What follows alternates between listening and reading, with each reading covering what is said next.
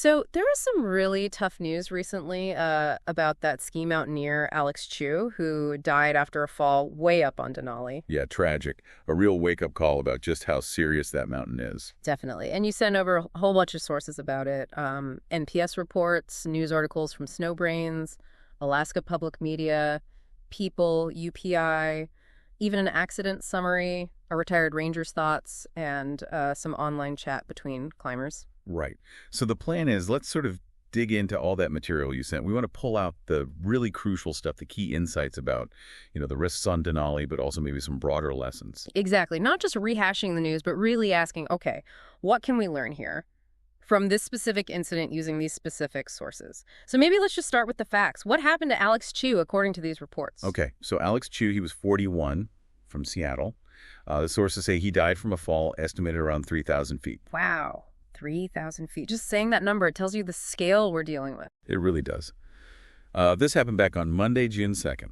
He fell from a specific spot on the West Buttress route, the popular one. It's called Squirrel Point. Squirrel Point. I remember reading descriptions of that area in the sources. What did they say? Yeah, they describe it. It's around the 12,000-foot level.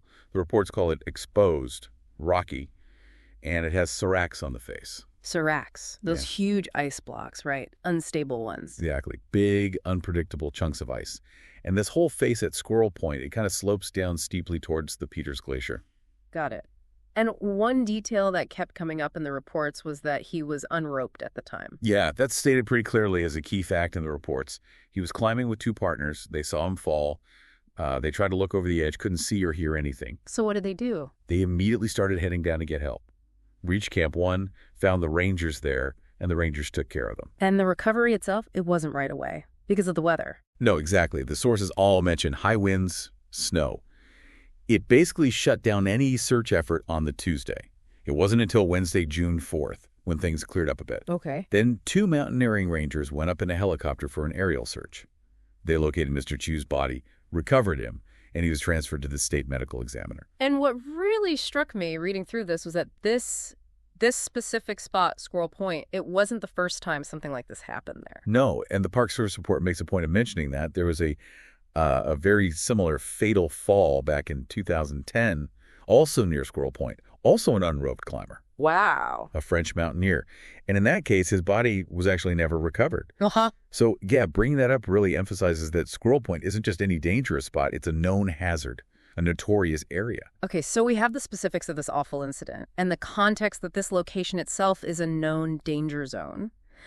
But the sources also paint a bigger picture of Denali, just how uniquely challenging it is as a mountain. Oh, absolutely. I mean, it's the highest peak in North America, right? 20,310 feet up there in Alaska.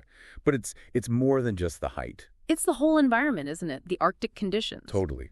The mountain's famous or infamous for just brutal weather. We're talking unbelievably high winds, like blow you off your feet winds, heavy snow, and that deep Arctic cold. Temperatures can plummet way, way below zero, even in June or July, the main climbing season. And the terrain itself is treacherous. Yeah, far from easy. The sources talk about huge glaciers full of hidden crevasses you can fall into, steep sections, unpredictable snow that can avalanche, and these really exposed icy bits, like Squirrel Point. And it's not just falling or avalanches. There's the altitude itself. Right, the physiological threats, altitude sickness, AMS, acute mountain sickness, Yeah. and then the really serious ones, HACE and HAPE, high-altitude cerebral and pulmonary edema. Those can kill you if you don't acclimatize properly, descend quickly. The sources also included a pretty stark statistic about fatalities on the mountain over the years. They did. Over 120 deaths since, I think, 1932, when they started keeping records. And what's really sobering is that at least 44 bodies are still up there, never recovered. That really tells you something about the mountain. Demands respect. Immense respect. Preparation, caution, everything. And this happened right in the middle of the climbing season, which is pretty short and intense. Yeah, peak season, usually early May to early July. The reports mentioned around 500 climbers were on the mountain when this happened in early June. That's a lot of people, but it doesn't make it safer. Just means more people exposed to those risks. Okay, so we've got the incident, the nature of the mountain. Now let's really try to pull out the core lessons here. What are these sources telling us about safety, about making decisions in these kinds of extreme places? You know, if you boil it all down, there's one theme that just comes through loud and clear across all these different sources. Yeah. Personal responsibility and making sound, conservative choices. That quote from the retired ranger, Daryl Miller, really stood out. Yeah. Survival is your own responsibility. That hits hard, doesn't it? It does. It basically says don't count on a rescue. You have to be able to get yourself out. Exactly. That's the mindset. Your decisions, every single one, have to be based on your ability to get back safely, using your own skills, your own strength. The sources are pretty blunt, actually. They suggest many accidents aren't just bad luck. They often come down to poor judgment, not enough training, or just being underprepared. There was that specific line about preventable incidents. Right. In the accident summary, it said something like, many of the illnesses and traumatic injuries that led to ranger response could have been prevented with prudent decision-making and reasonable ascent profiles. Prudent decision-making. That's key. And they described the Alaska wilderness as Indifferent and unforgiving. Yeah. It doesn't care about your plans or your experience level. You have to adapt to it. Which leads right into preparation. What do the sources stress about getting ready for Denali? Well, first off, getting tons of experience on other big glaciated mountains before you even think about Denali. Mountains like Rainier, Shasta, maybe Hood or Baker. You need those core skills. Like glacier travel. Yep.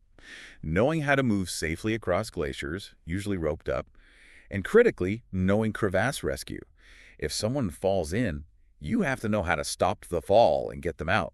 That's non-negotiable. Makes sense. What else? Dealing with extreme cold, knowing how to build emergency snow shelters like snow caves, and being comfortable using fixed lines. Those ropes, sometimes anchored on steep parts. And it wasn't just technical skills, right? The human element came up, too, especially in that climber discussion. Oh, hugely important. That Reddit thread you sent was interesting.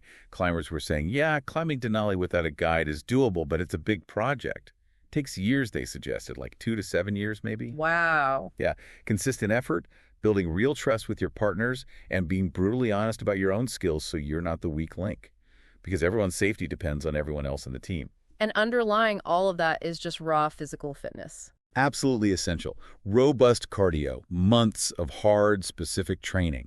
You're not just climbing, you're hauling massive loads, like 120, maybe 160 pounds of gear per person between your pack and a sled over the whole trip. You need to be incredibly strong. So all this prep, all these skills, they feed into the decisions you make on the mountain, right? Moment by moment. That's exactly it. The advice is constant. Prioritize smart decisions, manage the risk. Always, always err on the side of caution. Be conservative. They talked about calculated risk versus gambling. Yeah, understanding that difference is vital. A calculated risk means you've looked at everything, the conditions, your team skills, the route, and made a reasoned choice. A gamble is just hoping for the best when things look bad or you're unsure. Don't gamble. And staying calm if things do go wrong. Crucial. Panic leads to bad, rushed decisions. Stop, think, evaluate, then act deliberately. And, another point that came up is that when people make bad choices or are unprepared, it's not just their own lives on the line. Right. It puts rescuers at risk, too. Exactly. Rangers, other climbers who might have to step in. It puts them in danger as well. That's a heavy responsibility. Okay, let's circle back to that specific detail about Alex Chu being unroped at Squirrel Point. The sources got into the complexities of when and why you'd use a rope, and it wasn't straightforward. No, it's really nuanced, and this highlights just how tough those calls can be. So yeah, normally on a glacier, you're roped up for crevasse safety. That's standard. But not always on steep stuff. Right. On really steep, maybe icy slopes, where you probably couldn't stop yourself with your ice axe if you slipped, what they call self-arresting, being roped together, can actually be more dangerous. Because if one person goes, they can pull the whole team off. Yeah. If one climber slips on hard ice, that force can just yank everyone else down with them. A catastrophic fall for the whole rope team. And Squirrel Point fits that description. Exposed, steep. Exactly. Described as exposed, steep, icy, and notoriously tricky. That's the kind of terrain where this decision, roped or unroped, becomes incredibly critical and difficult. It's where Mr. Chu was unroped. They even mention a case where a rope team did fall together. Yeah, a 2018 incident. A team fell about 1,000 feet, roped together. They survived, but with injuries. It just shows there's no single easy answer. Being roped isn't always the safest option depending on the specific terrain. What about other gear like sat phones or communicators? Essential. Carry the right gear? Absolutely. And the sources strongly recommend a satellite communication device. preferably two-way messaging. For emergencies, it's vital. Lets you call for help, give your location, explain the situation. But there was a big caveat with A that. huge one, especially from the ranger's perspective. Having that device cannot change how much risk you take. You can't think, oh, I can push it a bit further, take more chances, because I can call for help if things go bad. That's called negligent at best in one of the sources. It's a tool for unexpected emergencies, not a safety net to excuse poor judgment. Makes sense. And finally, just to reiterate, the altitude is always a factor. Always. Constant risk of altitude sickness. Slow, proper acclimatization is absolutely necessary. Pushing too high, too fast is a major danger. Okay, so we've really dug into these sources. The accident, the mountain, the risks, the prep. We're talking high-stakes mountaineering, obviously, but what are the sort of universal takeaways here for anyone listening, even if they're never going near Denali? Right. How does this translate? I think these lessons apply to almost any big challenge or complex situation you might face. Maybe a tough project at work, a big life decision, venturing into something new. That need for real preparation. Yeah. Do you actually understand the environment you're stepping into? Have you built the skills you need? Have you done the work, the training, so you can handle bumps in the road yourself? And that risk assessment, making smart judgments. Are you being realistic about the potential downsides? Are your decisions based on solid understanding and preparation? Or are you kind of winging it, hoping for the best? Are you counting on someone else to fix it if you mess up? Or are you taking ownership? And that idea from the sources that nature, or maybe just difficult situations in general, can be indifferent. It's powerful, isn't it? Yeah. The world doesn't automatically reward ambition or effort with success or safety. Realizing that forces a certain humility, maybe a more conservative approach, when the stakes are genuinely high. Self-reliance, doing your homework, making careful judgments, really understanding the situation. These are lessons straight from surviving in tough places, and they apply everywhere. This deep dive, looking at everything surrounding the Denali tragedy through these sources, it just hammers home how demanding that kind of environment is and how vital that preparation, that constant good judgment, and having a solid, trustworthy team really are. Yeah, the absolute core message you hear from the rangers, the accident reports, the experienced climbers, it's that survival up there. It really comes down to taking personal responsibility for your actions and consistently choosing the conservative, safer option when faced with all those inherent risks you just can't eliminate. So given everything we've just talked about, the known dangers, the history, this intense focus from the sources on self-reliance and making conservative choices, it really makes you think, doesn't it? What level of personal risk is acceptable when we chase big, ambitious goals, whether that's climbing a mountain or something else entirely? And how do we honestly weigh that ambition against the very real consequences, not just for ourselves, but potentially for others who might have to put themselves at risk to come help if our own judgment falters?